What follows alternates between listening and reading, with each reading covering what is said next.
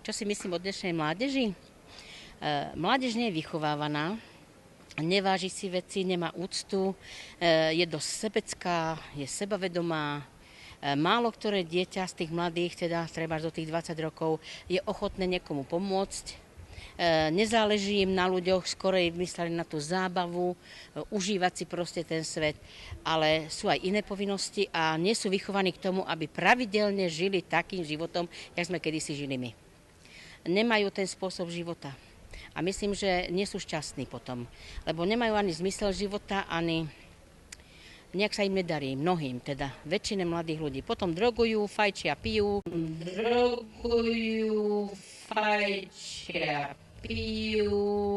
A to nie je správne. Ten život nestojí za to. Život je krajší, mali by ho krajšie využiť. Tak, asi.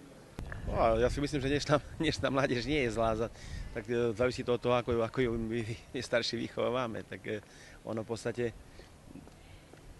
je vidieť na tých mladých, že tá doba je rýchla, že sa musia prispôsobovať. Ja si strašne vážim, pretože čo pôsobím ešte v niektorých orgánoch, tak hlavne tí mladí sú progresívni, rýchlejšie reagujú na niektoré veci, na ekonomiku, na informačné technológie. Nemám k mládeži nejaký negatívny vzťah. Ja poznám veľa dobrých mladých ľudí, slušných, charakterných, aj múdrych, pokiaľ im to teda vek a skúsenosti dovolujú, ktorí majú túžbu po poznaní a no naozaj poznám veľa dobrých mladých ľudí. Často niektorí starší ľudia mi hovoria, joj, tá dnešná mládež, ale to hovorili vždy. Určite sa nájdu aj, no, veď vieme, teda počujeme o tom, že berú drogy, že dostanú sa aj do nejakých, nahovoria ich na nejaké zločiny, ale ja skutočne poznám veľa. Tak čo, to si teda, to je môj celkový pohľad. Myslíme si to, že mládež je v podstate od vzniku sveta stále rovnaká. Stále rovnako mladá, rovnako živelná, rovnako jednoducho chcejúca poznať svet a podobné iné záležitosti. Nie je to žiadny, že by ste boli nejaká výnimka v dejinách ľudstva. Proste šikovný, nešikovný podľa toho, jak sa človek narodil. Asi tak. A či má záujmy také alebo onaké, to proste zodpovedá dobe.